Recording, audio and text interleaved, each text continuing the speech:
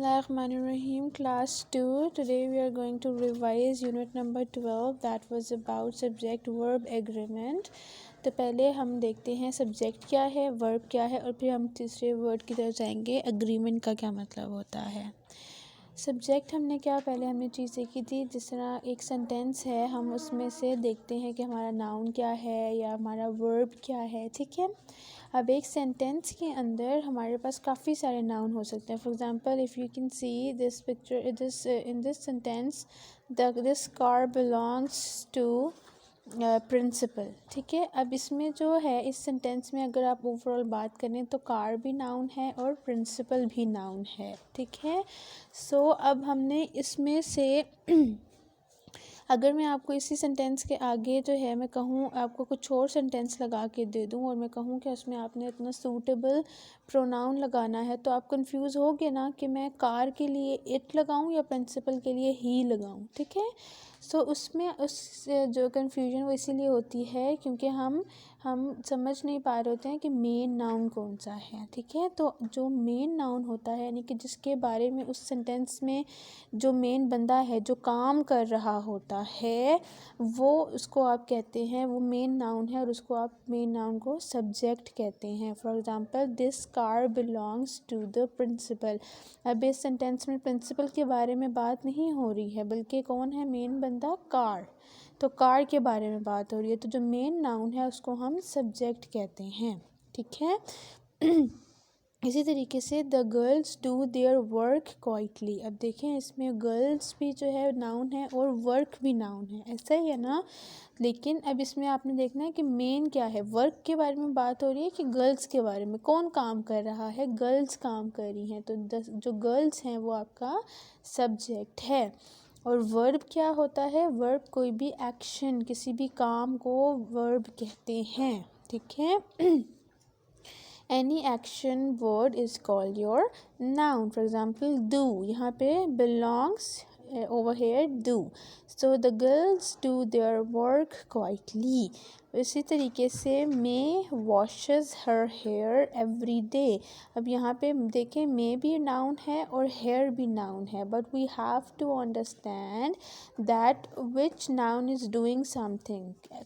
verb कौन कर रहा है, hair verb कर रहे हैं, काम कर रहे हैं, या May कर रही है, तो May कर रही है तो इसको हम सब्जेक्ट बोलेंगे, ये हमारा मेन नाउन है। इसी तरीके से my mother goes to the market every morning. Mother goes to the market every morning. अब इसमें देखें मार्केट भी नाउन है और मदर भी नाउन है, बट वी हैव टू सी कि वर्ब कौन कर रहा है, काम कौन कर रहा है, मदर कर रही है या मार्केट कर रही है। तो मदर काम कर रही है तो mother is going to be your subject. ठीक है, और वर्ब इसमें क्या है, गोज़, जाना। ठीक है, they work very hard, they is your subject and work is your verb, काम है। ठीक है, Jack's brother give him a pen. अब इसमें जैक्स ब्रदर, पूरा जैक का भाई, एक ये नाउन है और पेन भी नाउन है, बट वी हैव टू सी के which noun is doing something, which noun is doing action. so इसमें जैक्स ब्रदर जो है वो एक्शन कर रहा है, वर्ब कर रहा है, इसलिए वो आपका मेन नाउन है जिसको हम सब्जेक्ट कहते हैं। और वो क्या काम कर रहा है, गिव्स, दे रहा है, तो देना आपका क्या है, वर्ब है। The words that are in blue are the subjects of the sentence, like car, girls, May, mother, they, Jack's brother. And the word that are in bold, black, ठीक है, जो black में है ये सारे आपके verb हैं। So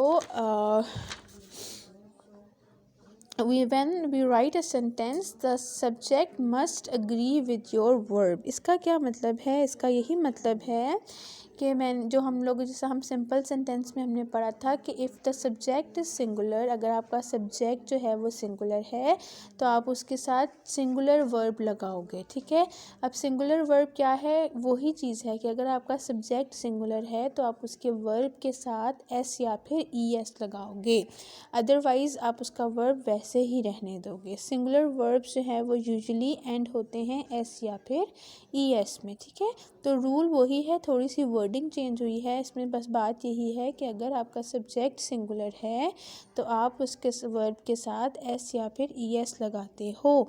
ठीक है, जिस तरह देखिए ये सारे सिंगुलर वर्ब्स हैं और ये देखिए सब के एंड पे या तो एस आ रहा है या ई एस आ रहा है, यहाँ पे भी ई एस आ रहा है। सो अगर सिंपल बात यही है, the rule main rule is if the subject of your sentence is singular then the verb should be with S और ई एस। ठीक है, अगर आप सब्जेक्ट को देखकर सही वर्ब लगाते हो तो उसका मतलब होता है कि अब आपका सब्जेक्ट आपके वर्ब के साथ अग्री कर रहा है, जिसको हम कहते हैं सब्जेक्ट वर्ब एग्रीमेंट। इसमें सिर्फ एक एक्सेप्शन है कि अगर आई जो है, आई या फिर यू, अगर वो सिंगुलर है तब भी आप उसके वर्ब के साथ एस नहीं लगाते हैं। ठीक है, so this is all for today. अल्लाह हाफिज़।